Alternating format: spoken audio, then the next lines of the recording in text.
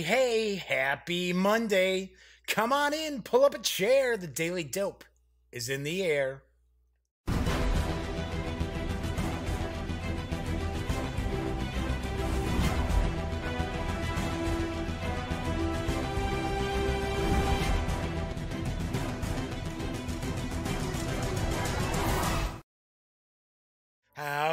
Howdy, gang. Yes, I'm Jeff McAleer, back once again as your host here at The Daily Dope, presented by thegaminggang.com. Yes, I'm back from my vacation. I was off, well, all of last week, but I did share a couple of videos on Monday and Tuesday, so it wasn't like you had to go an entire week without me being on. Hey, I see Glenn's popping in. Glenn Darren, good to see you, Glenn. Yes, welcome back to the world. Well, I was in the world. I didn't go anywhere. I was here. I didn't really travel or anything exciting, but got a little bit of a break, so that was kind of cool. So tonight is episode 274 of The Daily Dope, and I'm going to be taking a first look. I'm going to do an unboxing here of City of Gears, which is from Gray Fox Games. This is a cyberpunkish style game. I believe it originally came out around 2012, but the Gray Fox Games edition I think is only maybe within the last year or so, as far as I understand. I could be wrong, but we are going to be taking a peek at that. So, do want to mention that chat is available. This is a live stream, as Glenn just said, howdy.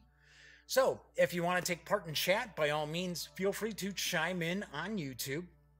If you want to say hello, or maybe you have a question, or maybe there's something about City of Gears that you want me to take a closer look at, by all means, please chime in and I will respond. If you watch the video and you like it, please give it a thumbs up. If you check out some of the videos at the Gaming Gang channel, and you dig them, by all means subscribe. Also, please ring that little bell, because not only will that let you know when the stream goes live, it'll also tell you when a new video is up on the channel. And I do want to ask, please tell a friend, because I'm just kind of amazed. And I know today is April Fool's Day, so I'm supposed to come up with something, goofy and clever, which I didn't. I had an idea of something I was going to do, and I'll mention that in a little bit. But I got to be honest, I am shocked to see how many people have just gotten into covering tabletop gaming, and they have thousands and thousands of subscribers. They hardly do any videos. They're not very good. They're kind of dopey as far as their presentation. I don't get it. I don't understand. So, been doing this for 9 years, and I don't know. I guess I'm an acquired taste. But by all means, if you do like The Daily Dope, or if you like thegaminggang.com, please tell a friend. All right, so got some news today. Gonna jump into the news in just a second. Got to point out, there is, strangely enough, not a lot of images to go with a lot of the news today.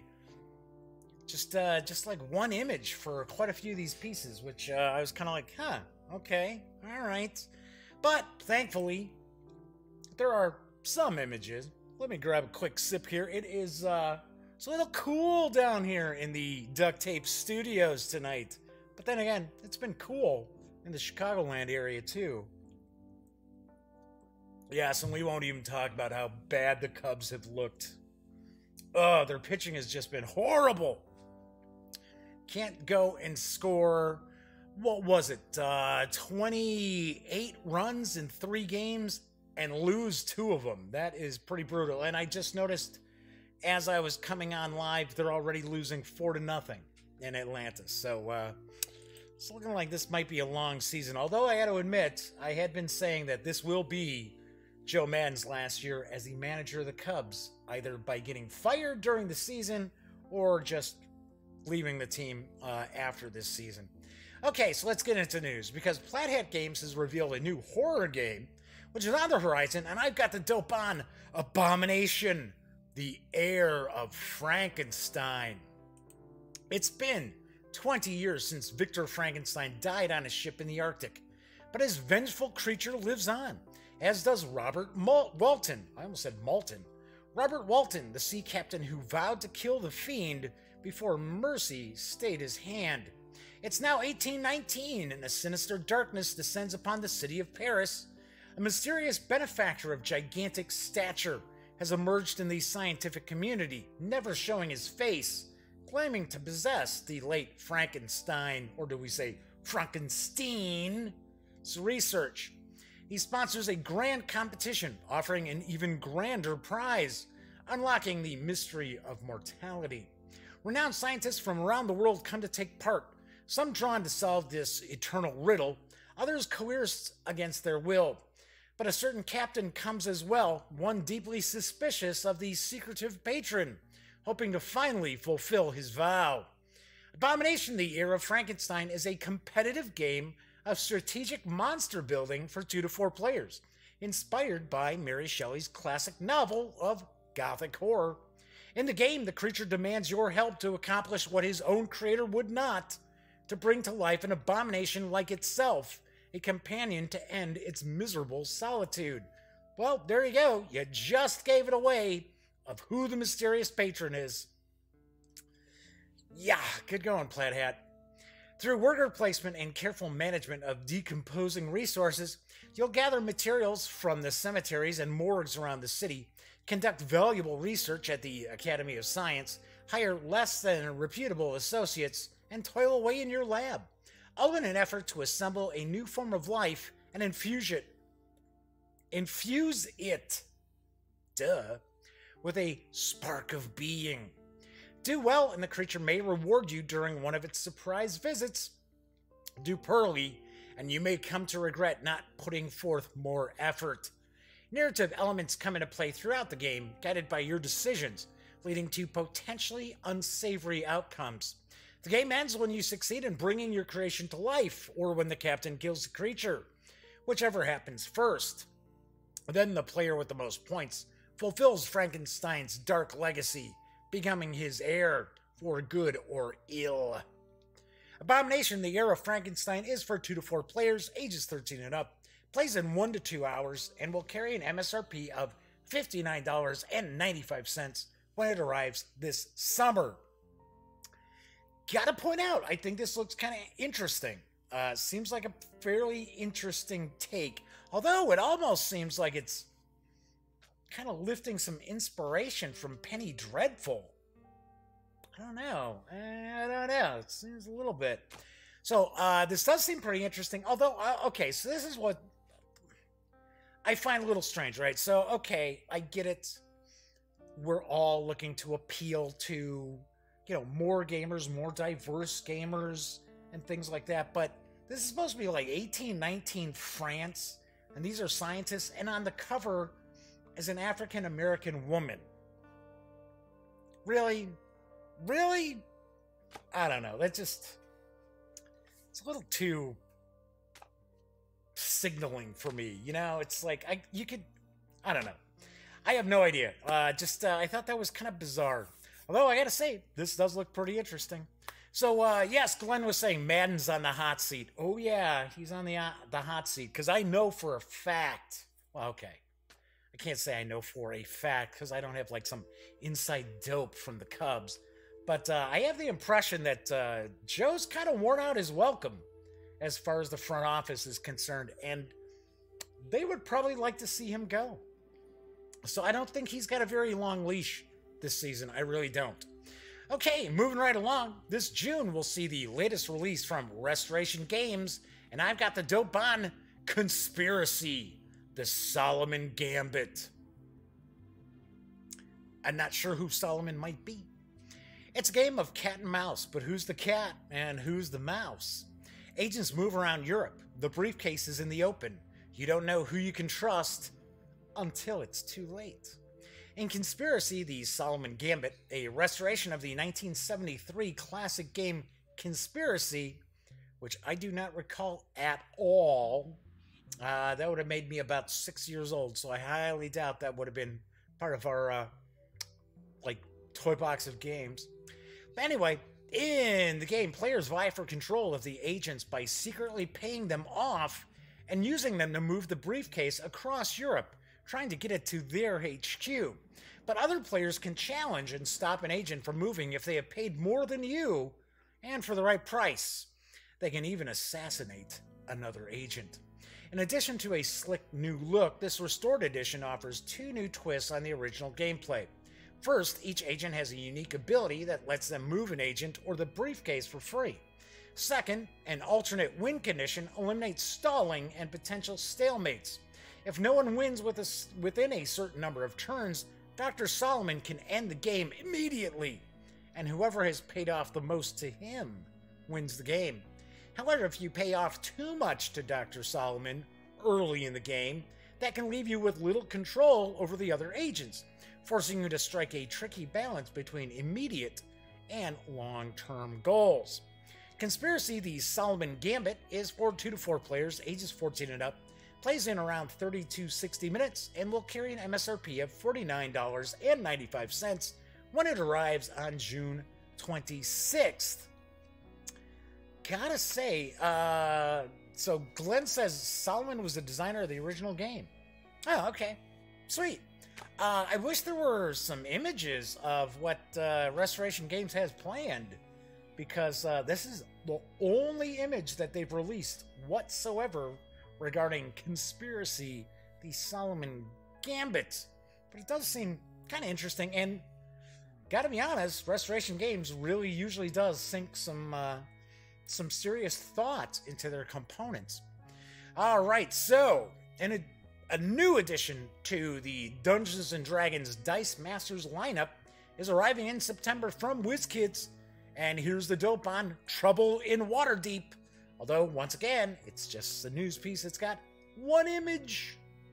Trouble in Waterdeep brings recognizable characters from Waterdeep to Dice Masters for the very first time. Xanathar, Manchun Spies, and Volo all make their first appearance in Dice Masters. Whether you prefer to use adventurers or their foes, there's something here for you. With more than a dozen different characters to choose from, you'll have tons of options to customize your Dice Masters team for the job at hand. Plenty of different kinds of adventurers show up, including a bard, rogue, barbarian, druid, or as some people like to say, druid, and monk. Players can pit a team of adventurers against the dangers of Waterdeep, or mix them together for a blend of righteousness and villainy. Whether players are interested in a game or two before their next role-playing session, or building the perfect team, this is a release that can't be missed, according to WizKids. A campaign box is fixed content in a large box, and it has everything 2 players need to start playing Dice Masters, including sidekick dice, basic action dice, rules, and dice bags. Dungeons & Dragons Dice Masters Trouble in Waterdeep is for 2 players, ages 13 and up, plays in around 30 to 60 minutes, and will carry an MSRP of $59.95 when it arrives in September. So, I have to point out, I have never played Dice Masters. My buddy Louie, out in Mesa, Arizona, he and his younger son, who is now actually like a teenager, so I've known Louie a while, he started playing Dice Masters with his son, little Louie, who at that point in time, I want to say was probably like 9-ish, and he liked it, and then they got into the Star Wars, what is it, Destiny? Isn't that the dice game that's from Fantasy Flight Games? And they were like, oh, that's it. They're done playing. They were done with Dice Masters. So, I don't know. I honestly have no idea if Dice Masters is any good or not. I know they sell a lot of the Marvel Dice Masters, so I'm kind of curious. I am kind of curious. Hey, we're going to keep talking about Dungeons & Dragons because there was an announcement, and it is not an April Fool's joke, because I've got the dope on a new supplement that's coming soon.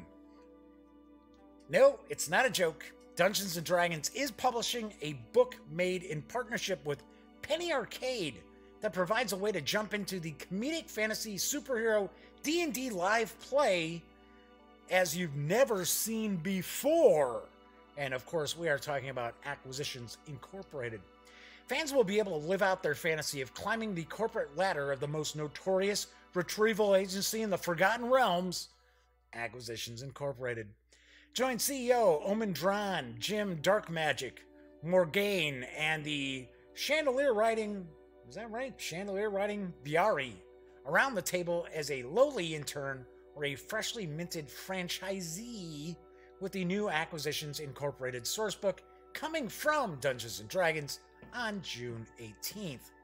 To tons of people around the world, the flavor of D&D played by the Acquisitions Incorporated crew was their first taste of just how much fun a Dungeons & Dragons game could be, said Nathan Stewart, Senior Director of Dungeons & Dragons at Wizards of the Coast.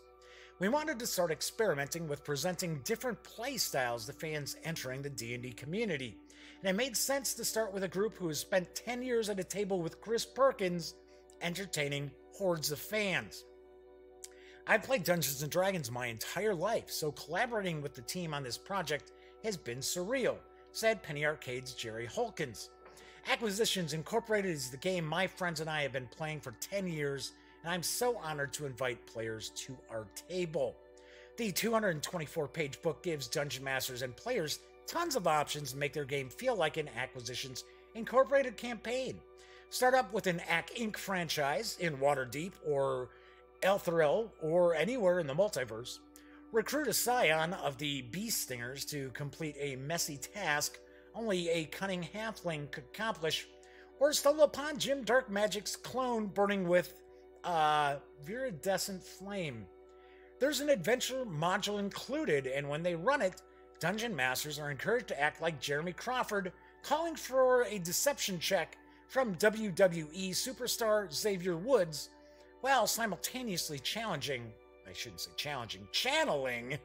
Chris Perkins to let dashing characters like Viari, played by fantasy author Patrick Rothfuss, get away with anything that sounds cool. The 224-page sourcebook will be available June 18th and will carry an MSRP of $49.99. I will be getting a chance to review this, so I will be sharing this with you. Okay, so I gotta point out, you know what? In fact, I am going to jump ahead of this next news piece real quick to kind of discuss something here. So, I have been seeing some blowback or pushback on this Acquisitions Incorporated sourcebook coming out for Dungeons & Dragons, and I can understand why, because there are folks out there who are like, wait a second, come on, I don't have any interest in Acquisitions Incorporated. You don't publish that many supplements. Like, you know, we're basically looking at usually, what do we get? Every 6 months? Every 6 months or so we get an adventure? So, but there are some people who are kind of pissed about this. Now me, I got no dog in the fight, right? Because I do not watch Acquisitions Incorporated. I don't really care how Chris Perkins runs his games, or Jeremy Crawford, or Matt Mercer, as far as that goes, right? But there are a lot of people who are really starting to get bent out of shape about the various different, like, live play. In fact, I even tweeted this earlier today. I've been hearing a lot of people are like old school role players talking about how they're getting like sick of the normies, and I swear that's the term they were using, normies, being brought into the role playing hobby because of Critical Role. I was like, really? It's like, I've been running role-playing games for 39 years, and I am certainly not upset to see new ideas, new people, you know, just come into the table. I think it's fantastic. Now, granted, they're coming with some expectations that are probably a little overblown for some of them, but I don't know. It's like, I don't believe in this gatekeeping of this hobby. I just don't get it. But then again, I will point out, I can see where people are a little ticked off that basically it's just kind of a cash grab for this Acquisitions Inc. book. Which, you know, for all we know, it could be halfway decent. Might turn out to be pretty good. Okay, so my final news piece, we're staying with the role-playing games because the info for June's Paizo, Pathfinder, and Starfinder releases is out, and I've got the dope on some of the items.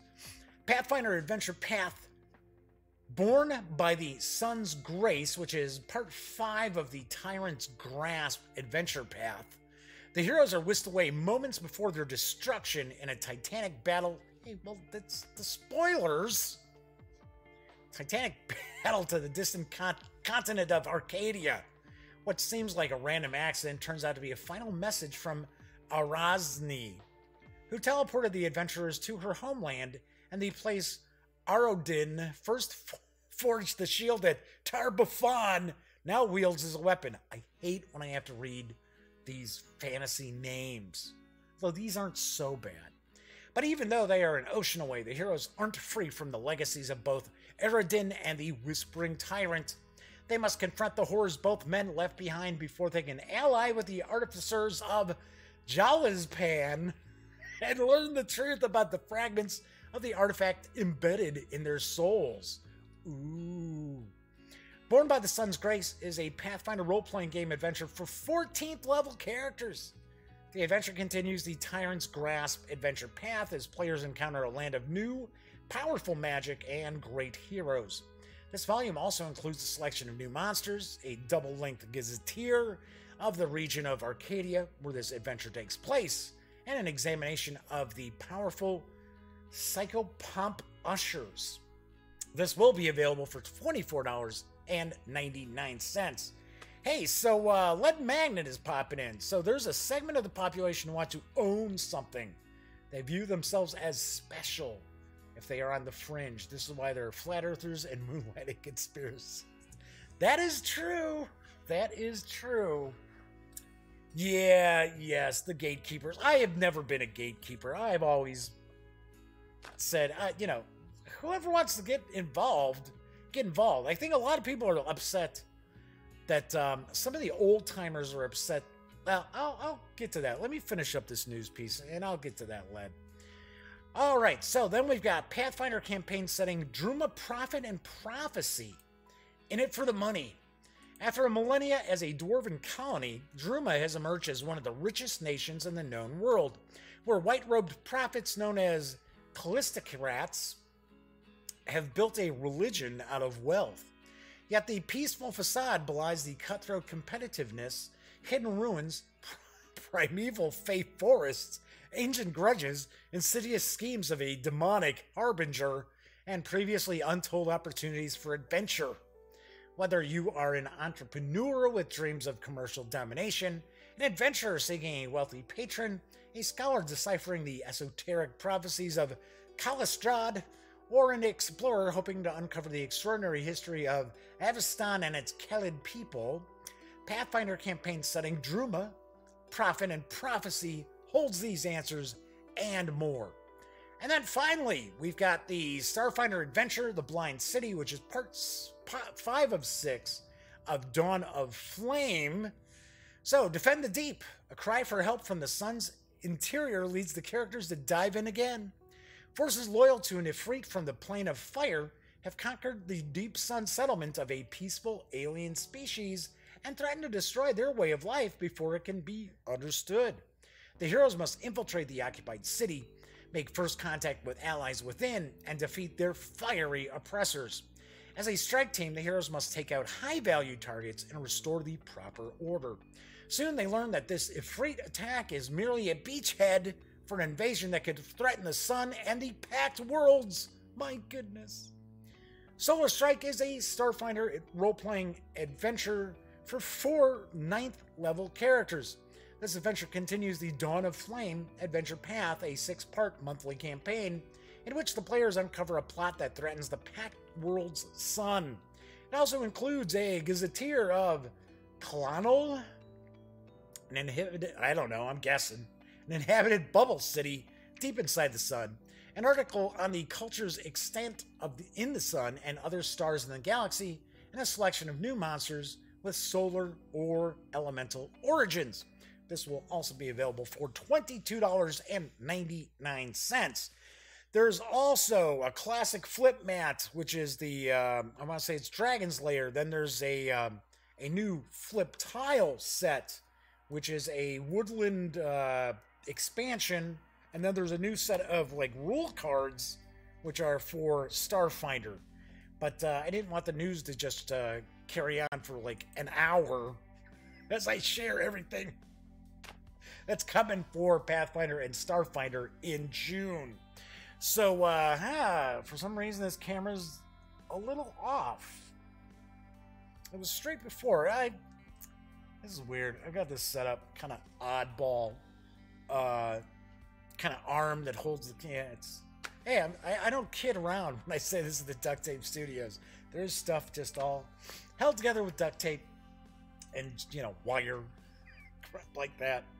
But so one thing I find interesting is it seems as if like all the adventure paths and everything are all like tied up to finish up right before Gen Con when the new Pathfinder edition comes out. I believe, I'm not positive, but I do believe that the Starfinder beginner box is. All right, so that was very, very strange. Looks like it dropped the stream for a sec. Kind of weird. Okay, but it looks like we're back up. Now, one thing I will point out, usually what will happen is, and damn it, why is this camera just not staying put? There we go. Luckily, I do believe if the stream drops off and then it restarts once again, that as long as it's only like a minute or so, that YouTube just completes it as the same video. But anyway, I've encountered some people online because there's different kind of like old school Renaissance blogs, I guess I'll say, that I'll go visit from time to time and check out some of the reviews and things like that. And some of these folks are just, it's like, this is our game. This is our hobby. We don't want you in here. And it's kind of like, oh, I'm sorry, but maybe it'd be nice that the hobby's not full of just, people who are socially retarded or neckbeards or weird creepy types. I don't know. But I've been part of this hobby for a long time. Thankfully, myself and my friends were relatively normal. We didn't have pictures taken of us that became memes by any stretch. I've got all my hair. It's just usually a mess. That's why I'm wearing a hat all the time. So Glenn says my screen just froze on an extremely funny Jeff face. Yeah, go ahead. Treat yourself to a screen grab. So anyway, I don't understand it. I don't get it. It's like, nobody owns this hobby. Nobody owns it, right? Gary Gygax did not own this hobby. Just look at what happened with TSR and him to know that he didn't own D&D at the end. So kind of, I don't know. I find people like that creepy. People get like all butthurt because shows like Critical Role and other actual play shows bring new people in. Now, okay, I think it's weird to sit there watching other people doing stuff, but that's just me. I say that to my nephew Cameron all the time. He'll watch on YouTube who are they're streaming video games and stuff, and I'm like, why aren't you just playing the video game? I don't get it. It's like, I play computer games and stuff all the time. It's like, I don't watch people playing computer games. Anyway, all right, so gonna get into the unboxing of City of Gears in just a moment. Do want to point out what's coming up on the shows this week. So, tomorrow's show, I am going to unbox and take a first look at WrestleNomicon, which is from Free Opal Games and Art Dream I think it's publishing, isn't it? I'm pretty sure, yeah, it's Arc Dream Publishing. So this is currently on Kickstarter, actually. This box is actually kind of heavy, too. So this is supposed to be kind of like a wrestling Lovecraftian mashup. So, don't know. So we're going to take a look at this tomorrow.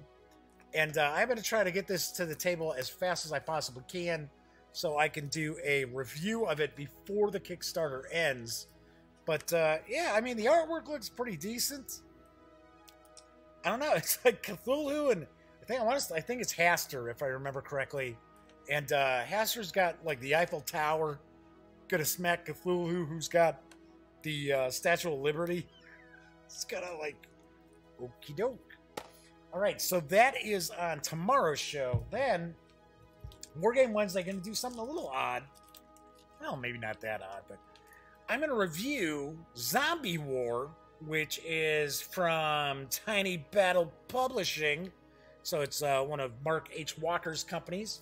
So I'm going to review that. And because it's going to be a pretty short review, I am also going to review Dark War Rebooted, which is Mark H. Walker's role-playing game that he put together.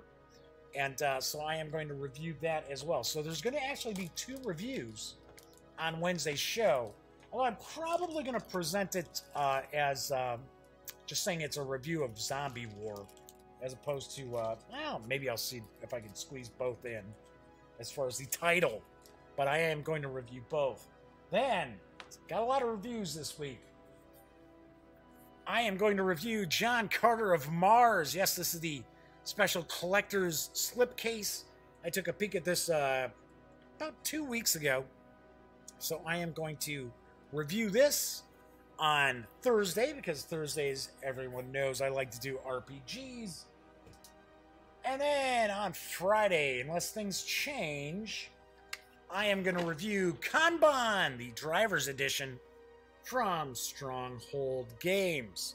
All right, so there we go. So I'm kind of curious if the stream's still going live.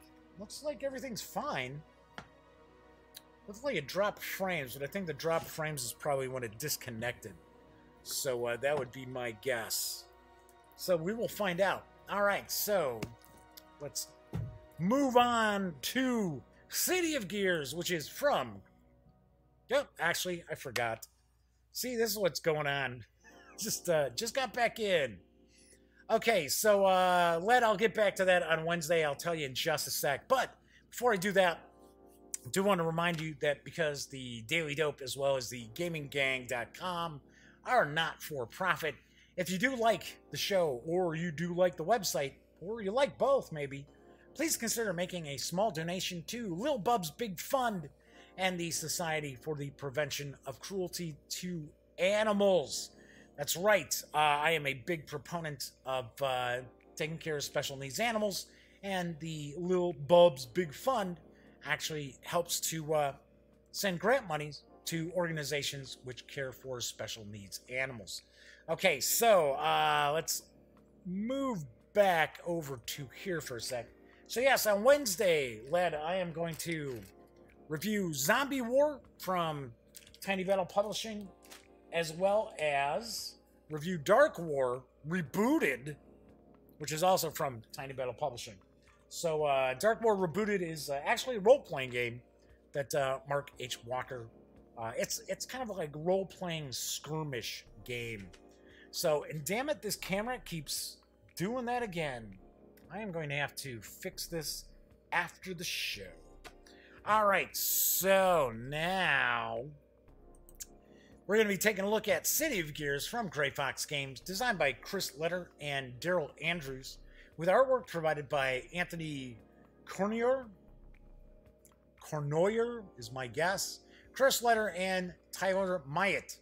The game is for 2 to 4 players, ages 8 and up, plays in 30 to 45 minutes. It does carry an MSRP of $59.99. So let's move on over to the other camera, because I've got City of Gears right here, and it carries the seal of excellence from the Dice Tower. Look out! you know, whatever. No, I mean, that's fine. It's just, you know, I have to laugh because it's getting to the point where it's like everybody, and I'm not picking on a dice tower. Everybody and their brother out there has their own, like, award they want to give out, and it's like, okay, give me a break. Because it's going to get to the point where it's kind of like, what is it? Is it Dr. Fun? Whatever, Dr. Fun's, like, Family Game Award or something like that. And all it is basically send a check clears, you get the award. That's all. You know, they don't even take a look at the damn game. It's just like, yeah, here you go. How big was the check? Oh, excellent, thanks. But a lot of these awards, I'm not saying that Seal Excellence from Dice Tower is. Okay, so this is kind of a steampunkish game. Sounds pretty interesting. So let's take a look. At the end of the 19th century, a brilliant and wealthy inventor announced that he was building a gleaming city of the future, a utopian metropolis run by an intricate system of clockwork gears. Tragically, he passed away mere months before its completion, and his dream city fell into disrepair and ruin before ever being set into motion. Now, decades later, and armed with a workforce of automaton workers and moxie to spare, you and your rivals have built miraculous factories outside the derelict city, and you plan to uncover its secrets and finally make the dreams a reality. City of Gears is a unique steampunk game of exploration, area control, and engine building. Players race to uncover the city and then exploit their discoveries to gain an edge over competitors. Activate locations, link them together for bonuses, and fight to maintain control of those that hold the most value, or grant, I should say, the most effective powers. Every action matters as the countdown to opening day ticks on.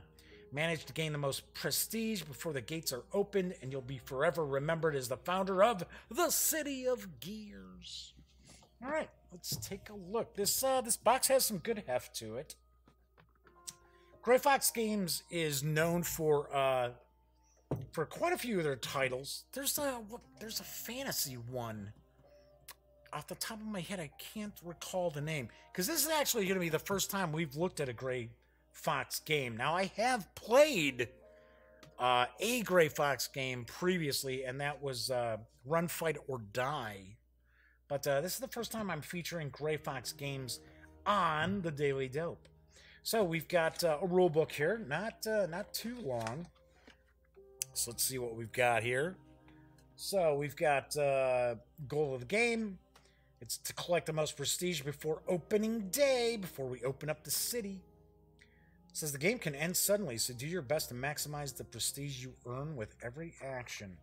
All right, so we're going to see the components here. Oh, so we got a bunch of dice, resource tokens, Steam, Cog, and Zap. Love my Zap resource. 80 ownership tokens, automaton worker pawns, like little robots. 13 discovery tokens, some movement tokens, prestige tokens as well. We got factory boards. So we've got 4 unique factory boards, it looks like. 21 city tiles. I do believe that we do not use every city tile in every game, so there is quite a bit of replayability built into that. I don't know how many tiles, we're going to find out in a sec, but so I understand that we only use a few tiles to, I believe we're creating the city, the city that we're exploring.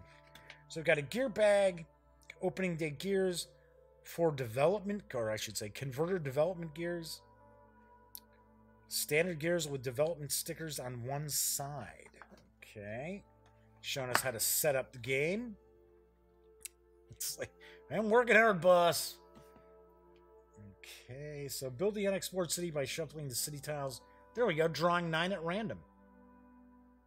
So that is, that's how many? So 9 out of the 21 is what you'll use each game. So that gives you a nice variety. That's it. Thank you, Glenn. It's Champions of Midgard. That is the one that I've been trying to think of. Isn't that kind of like a fantasy Vikings sort of game? And it's, I don't think it's still going. I know they had a Kickstarter for another expansion, because I believe there are a few expansions to it think they just had a Kickstarter that wrapped up, a very successful Kickstarter for another expansion to it. So, but Glenn says it's a great game. Yeah, I've heard good things about it. Just haven't had an opportunity to play it. All right, so we got the gameplay here. So we have produce resources, activate city tiles, perform actions, and spoil overages. So we've got showing us what the different dice faces look like. So I was gonna say, is each player get one color, but the game is for 2 to 4 players. Yep. So I guess not. So all depend. So it says production dice. 3 dice at the beginning of the game and 4 dice after the entire city has been revealed to gain steam cogs or zaps. Okay. It says each player's dice are identical and provide results in the quantities shown below. So activating city tiles. Collect link bonuses as you link different parts of the city together. So there is a bit of an engine building aspect of this game. So we've got performing actions. Spoil overages. You may save unused resources from your dice by taking matching resource tokens and adding them to your factory's storage spaces at the end of the turn. Each factory has a limit of 1 of each resource, as well as a wild storage space. So I guess anything in excess over that has to be discarded. We've got the prestige. We've got ending the game. Says the game ends immediately once the 3rd opening day token is drawn. Player drew the last opening day gear does not finish their turn. Womp womp. Okay, and then we got determining the winner. Showing a 3-player setup. A low conflict 4-player alternate setup. Ew, I don't like to take that. I like a little conflict in my games. So Glenn says yes, it's Vikings with worker placement. Cool. 4 champions of Midgard. All right, so we've got, I think these are the prestige tokens right here. That's what we saw before. Then again, maybe not, because they're only on this side showing, but then again, maybe they are. I don't know. Just don't have them on the back. I would think if they were like scoring tokens. Then again, it's possible you're getting the scoring tokens and you place them face down, so that the other players can't necessarily exactly know. Well, if they're, calculating in their head as it happens, maybe. But maybe these are the prestige, and they aren't dual-sided because you're kind of hiding your score. All right, so we've got Zap, Steam, and Gears. I don't know if those are automatons there. So these are dual-sided here. Let's see what we got on this punch board. Looks like one of them got punched out. There it is. All right, so I don't know. I was gonna say that I don't think that's Steam.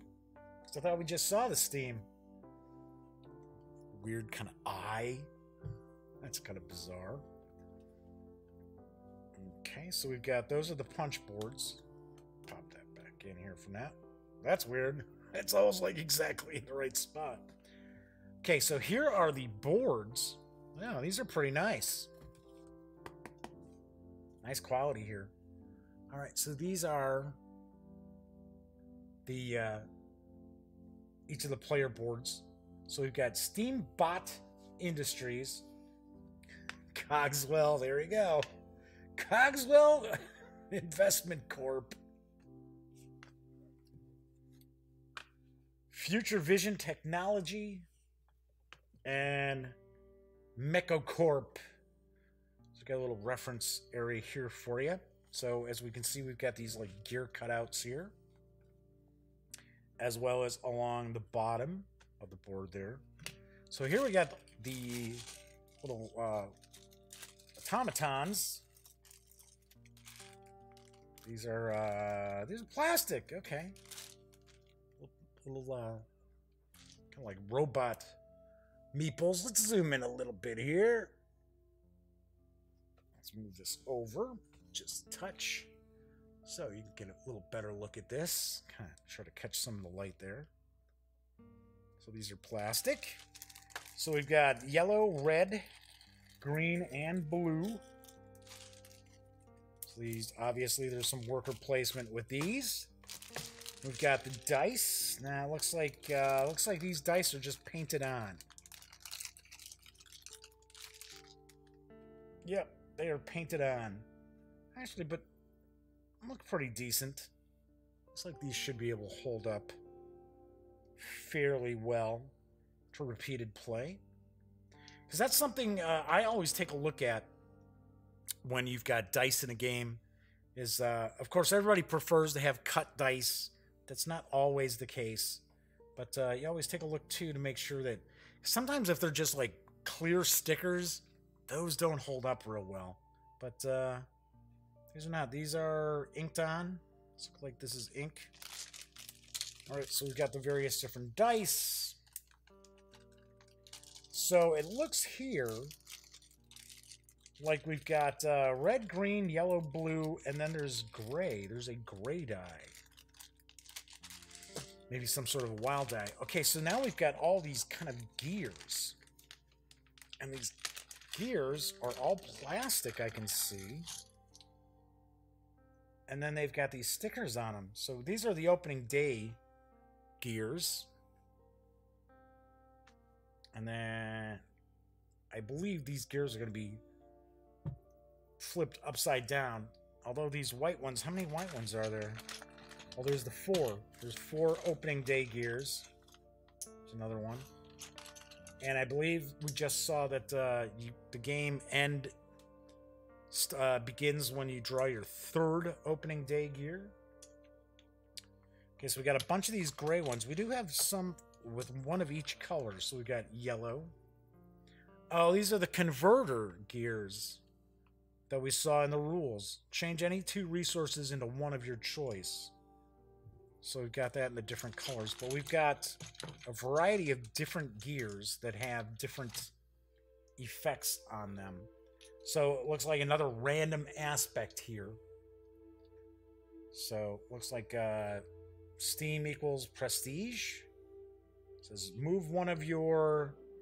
Don't know what that means. So 2 steam allows you to move one of your something to another position on the same tile. So that's cool. That's very cool that they're all unique. And there's a bunch of them. Now, of course, these are the other converter gears, the green and the blue there. But, yeah, there's a bunch of these. And they're plastic, and even better, the stickers are already on them. You don't have to sit there and put the stickers on.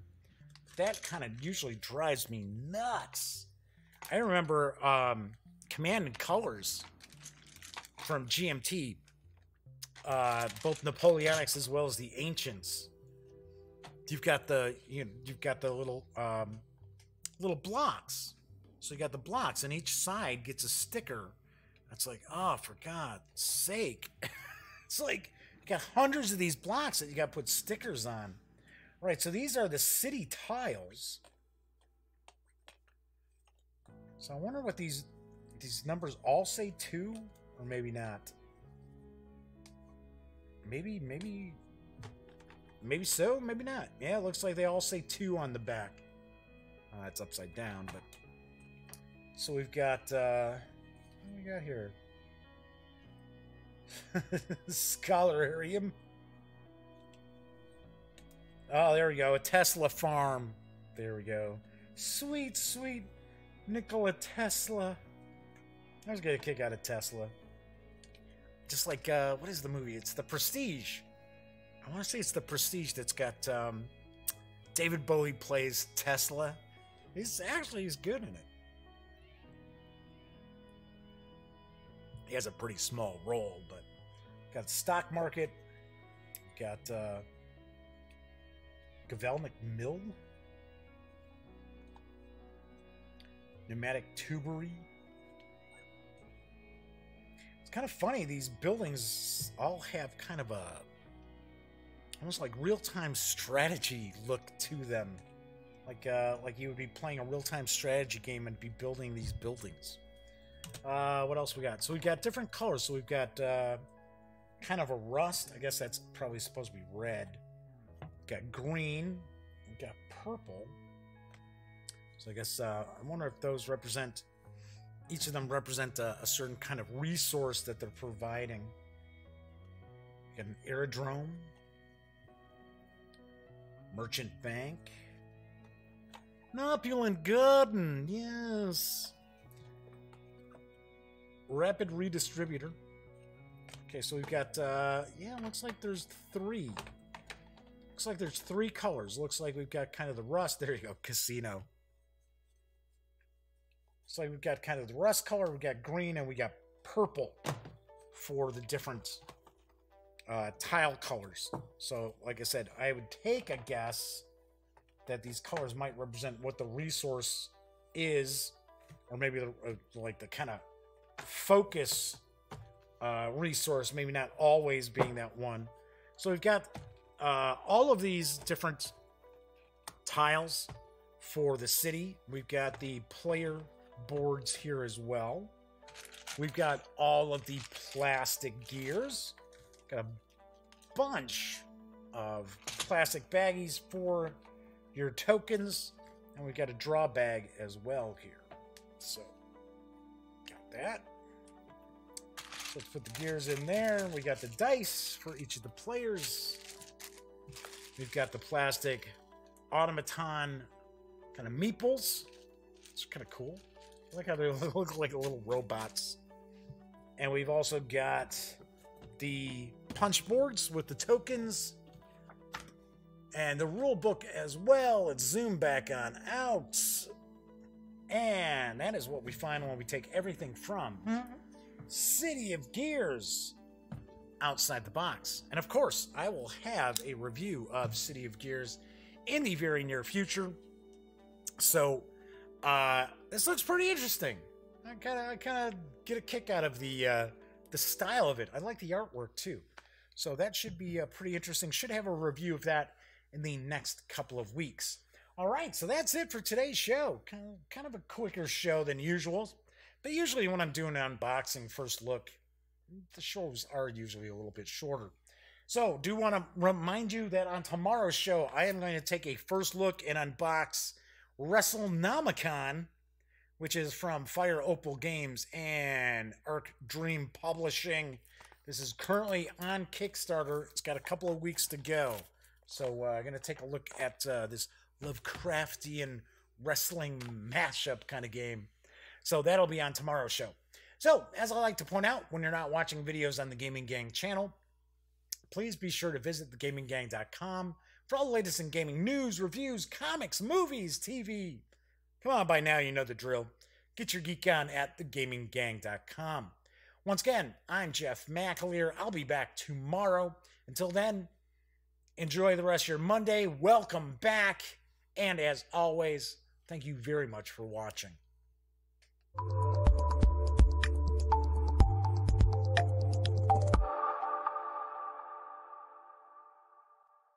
Thanks again for watching The Daily Dope, presented by The Gaming Gang. If you like this episode, be sure to give it a quick thumbs up. And if you dig the channel, please subscribe. If you'd like to check out our previous episode, click right here. And if you want to check out a somewhat randomly selected episode, give a click right down here. It'll be like opening a box of Cracker Jacks. You just don't know what you'll get. Once again, thanks for watching, and I'm Jeff McAleer.